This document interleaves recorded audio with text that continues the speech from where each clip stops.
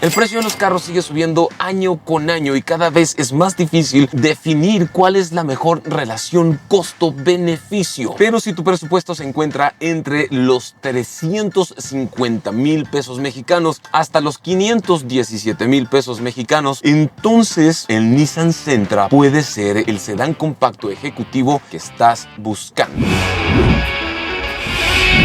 Gacero, un gusto tenerte en el canal, carnal. Igualmente, hermano, como siempre, un gusto grabar contigo. ¿Por qué tú crees, en tu opinión, que alguien se compraría el Nissan Sentra y no el Kia Forte, el Volkswagen Jetta o el mismísimo Mazda 3? No te voy a mentir, mi querido Gonzo, yo soy bastante vagueto, pero yo me compraría este Sentra por el equipo, las asistencias, tiene la potencia suficiente y un consumo bastante bueno. Creo que entre su competencia, nadie tiene el equipo que tiene este Sentra. Sentra es posiblemente la mejor relación costo-beneficio en cuanto a equipo, comodidad, confort y simplificación de vida por su precio y su tamaño. Tiene pantalla de 8 o 9 pulgadas completamente volada, lo cual está bastante chido. Hay ventilas de aire acondicionado de turbina que a mí me fascinan. Aire acondicionado electrónico de doble zona con calefacción en los asientos. Ahí te lo prendo para que se te caliente el fundamento. No, ahorita páguemelo, por favor. Estamos a 30 y pico grados, gracias.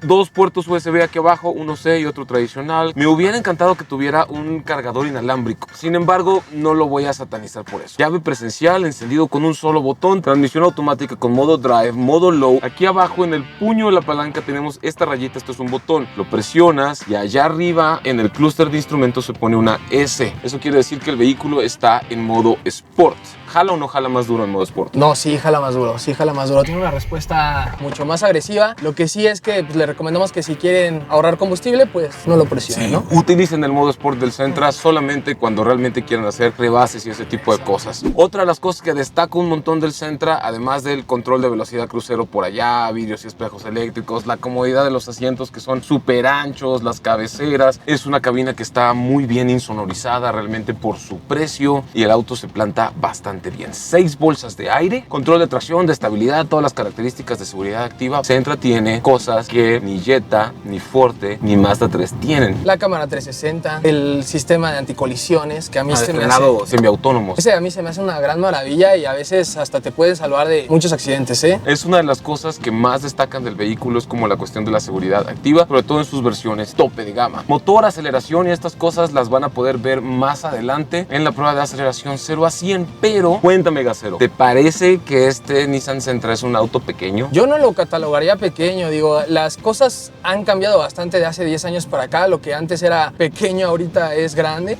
That's what she said. Yo lo catalogaría como un sedán de buenas dimensiones. Para un sedán está espectacular. Y el consumo de combustible real aquí en Ciudad de México con tráfico del infierno, ¿cómo ha sido para ustedes que ya lo han probado antes? Yo sé que ya lo han probado. Sí, amigo, exactamente, ya lo probamos y déjame decirte que aquí se gasta gasolina. La neta se gasta. Aunque no quieras, se gasta, hay mucho tráfico. Estamos hablando de que está dando alrededor de unos 10-11 kilómetros por litro, lo cual es una cifra bastante aceptable para la ciudad, ¿eh? Sí, y además para un carro de su tamaño, por su peso y por sus dimensiones, porque también si quieres esta cantidad de espacio donde tu novia se puede dormir en el asiento trasero, hay que tener un motor más potente. A mí en las pruebas de rendimiento me dio esto que están a punto de ver. Ya siento que se nos muere, A ver, levántalo. 16.4. Batallamos. Ahí quiere. Ahí le entró un poquito más, sentí como que la gasolina extra. 16.5. Vamos a abrazarla aquí. La boya es tu mejor amiga. A ver si rebasamos ese que está ahí. 16.6. 16.7 quiere.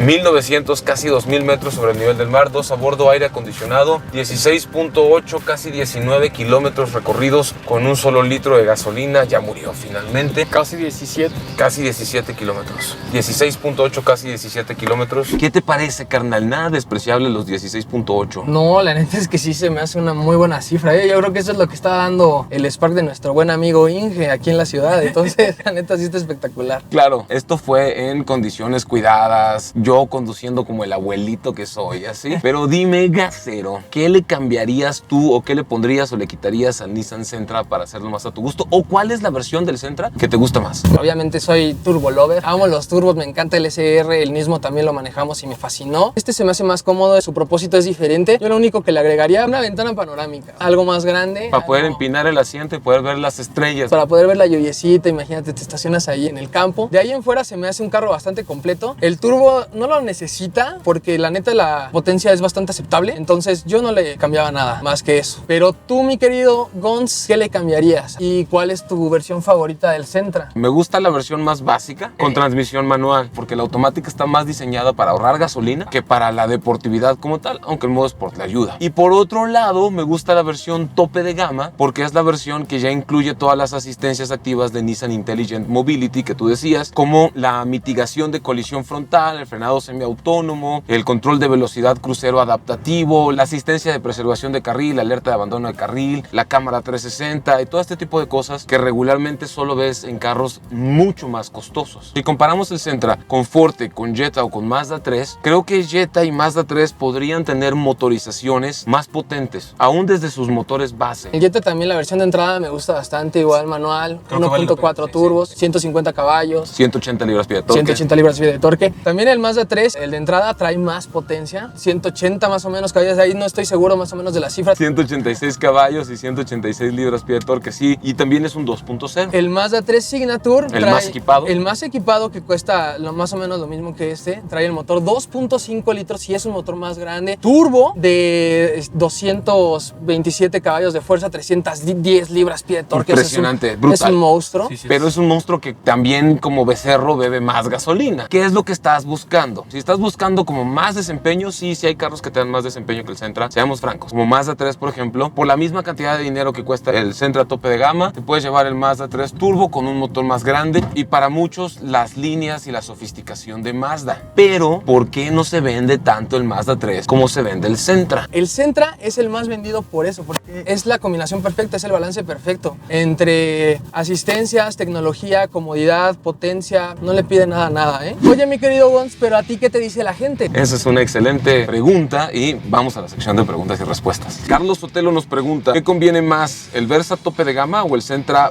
baja o media gama? Esa es una muy buena pregunta, ¿eh? La neta es que el Versa tope de gama igual tiene bastante equipo, mucho más que muchos de sus competidores. Y cosas de Intelligent Mobility, los radares, el frenado semiautónomo, cámara 360. Cámara 360, el control de velocidad crucero adaptativo, sí, todo eso. Creo que sí es un gran pro en contra de, por ejemplo, el Sentra de entrada, que no trae esas asistencias. Pero el Sentra de entrada sí trae este motor 2.0 de transmisión manual. Puede ser más respondón, más responsivo, más espacio, más comodidad, más confort, más estabilidad en carretera. Depende de lo que estés buscando. Es ¿verdad? Correcto, depende de tus necesidades, amigo. Yo en lo personal me iba por el Versa más equipado. Yo también, a menos que quisiera más desempeño, entonces me iría por el Sentra básico. Carlos Sotelo, ¿recomiendas la versión automática por sobre la estándar? Bueno, también igual depende de tus necesidades, amigos. Si lo que buscas es igual un ahorro de combustible, andas en la ciudad, andas en el tráfico, te recomiendo la caja automática. Si sales más a carretera y te gusta más el desempeño y tu tirada es esa, entonces sí te recomendaría el manual. La cuestión de Sentra es que en la versión tope de gama no hay transmisión manual, es puro automático, así que piénsalo, carnal. Mario Steve Rocha Ramos nos pregunta, ¿la versión Nismo del Sentra dónde quedó? Tú sabes.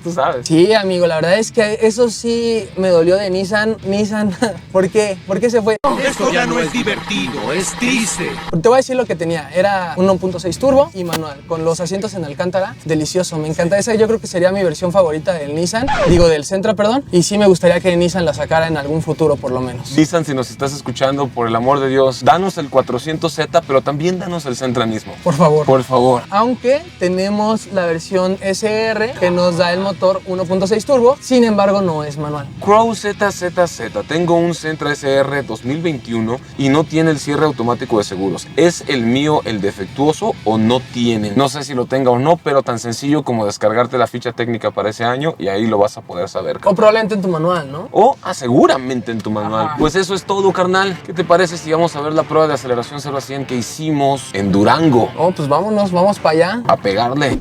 3, 2, 1. Aceleración. Ustedes se la lleva suave y tranquilo, cero explosividad, pero es relativamente rápida. Y sí, ya vamos a 100 kilómetros por hora. Estamos en la ciudad de Durango. Más de 2000 metros sobre el nivel medio del mar, 110 kilómetros por hora. ¿Cómo ves, Gasero? 8.5 segundos. Wow, me sorprendió. Más rápido de lo que hicieron ustedes. Sí, de hecho, tiene un buen desempeño, debo de admitirlo. A mí lo que me gusta de Nissan es que hay agencias en todo el país, partes, piezas y refacciones, mantenimientos a mediano y largo plazo. Es mucho más fácil que otras marcas que no venden un volumen tan grande de autos.